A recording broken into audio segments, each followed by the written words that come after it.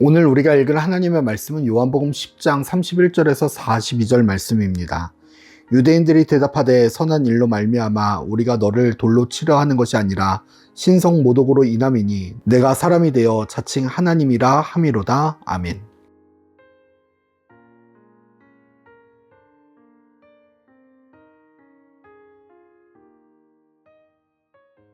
하나님의 역사를 바라보는 우리가 요한복음 10장 31절에서 42절 말씀을 통하여 함께 살펴볼 주제는 신성 모독입니다.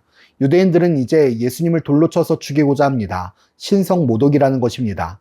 이제 안식일에 표적을 행했다라는, 안식일에 일을 했다라는 것을 넘어서서 자신들이 믿는 신을 모독했다라는 이유로 예수님을 돌로 치려 했습니다. 예수님이 신을 모독했다라는 그 이유가 예수님이 하나님이라 이야기하며 하나님의 아들이라 자칭하시기 때문이라고 말합니다. 그들은 자신들의 율법과 전통, 규례를 통하여 예수님을 돌로 치려 했습니다. 하지만 예수님의 말씀을 통하여 알 수 있듯이 그들이 읽고 있는 율법책, 즉 시편 82편 6절을 통해서도 예수님이 하신 말씀이 전혀 문제가 없다라는 것을 알 수 있습니다. 심지어 예수님은 나를 믿지 아니할지라도 하나님의 일을 믿으라고까지 호소하십니다. 그러나 그들의 고집과 아집은 단단했습니다. 무너지지 않는 강한 댐과 같았습니다. 그들은 생각을 가로막고 흘려보내지 않았습니다. 심지어 그들은 예수님을 돌로 치려 위협까지 행합니다. 하지만 우리가 알고 있듯이 유대인들은 자신들 스스로 어떤 사람의 죄를 물어 사람을 처형할 수 있는 권한이 없는 사람들입니다. 그들은 지금 예수님을 잡아 죽이려고 하나 실상 그들은 사람 하나 죽이는 것도 마음대로 할 수 없는 존재들입니다. 아무런 힘도 권력도 권한도 없습니다. 스스로 자유인이라 말하나 실상은 종의 모습을 가진 사람들입니다. 결국 그들은 예수님을 돌로 치지 못하고 잡지도 못합니다. 예수님은 그들 손에 머물러 계실 분이 아니시기 때문입니다.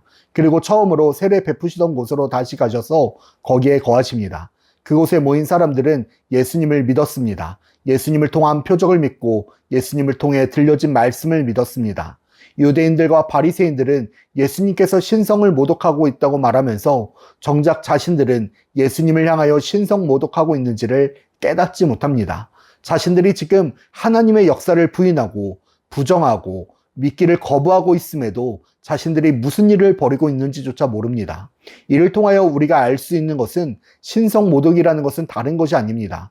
예수님을 죽이고자 따라다니는 사람들은 다른 민족, 다른 우상을 섬기던 사람들이 아닙니다. 같은 하나님을 믿는다고 말하는 유대인들이었습니다. 마찬가지로 예수님을 잡으려고 하고 죽이려고 하는 사람들은 다른 사람들이 아니었습니다. 같은 하나님을 믿는다고 말하는 함께 신앙생활하는 사람들입니다. 그들의 특징은 교회에 나오면서 신앙생활을 한다고 말하면서 하나님을 믿는다고 말하면서 예수님의 말씀을 부인하고 거부하며 따르지 아니하는 그 사람이 지금 예수님을 죽이고자 하는 사람들의 모습입니다. 하나님의 말씀, 예수 그리스도의 십자가, 성령의 인도하심을 따르지 아니하는 모습입니다. 말씀대로 살아가지 아니하고 십자가의 그 사건을 증언하지 아니하며 성령의 감화 감동에 따라 움직이지 아니하는 것입니다.